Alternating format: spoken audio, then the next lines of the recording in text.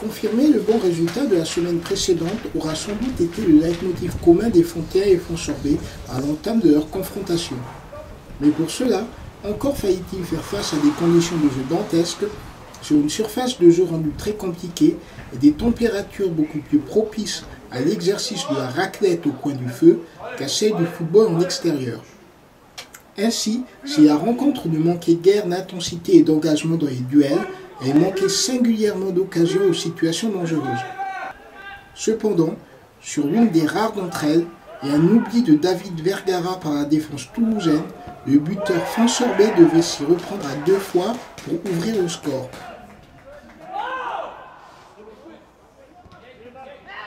Ben, on savait que ça allait être un match compliqué, surtout avec toutes les conditions. Après, les Fontaines qui font une bonne deuxième partie de saison.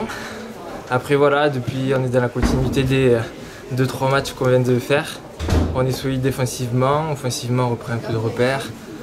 On a été réaliste sur le peu d'occasions qu'on a eu, mais voilà, c'est les 4 points qui comptent et peu importe la façon.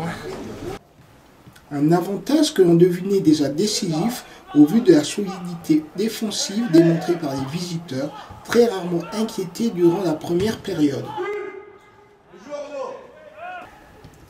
Des dispositions que viendra confirmer le second acte, où malgré leur domination territoriale et la possession du ballon, le Toulouse-Fontaine ne parviendra jamais à déséquilibrer son adversaire.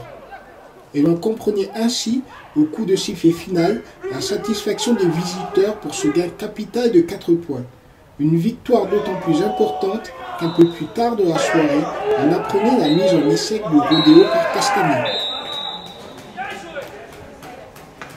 On verra d'ici 1 ou 2 mois où c'est qu'on en est au classement et quel objectif on peut viser. Et après, ben voilà, tous les matchs de seconde partie de saison vont être difficiles et on va faire le meilleur de nous-mêmes pour essayer de gagner le plus de matchs possible.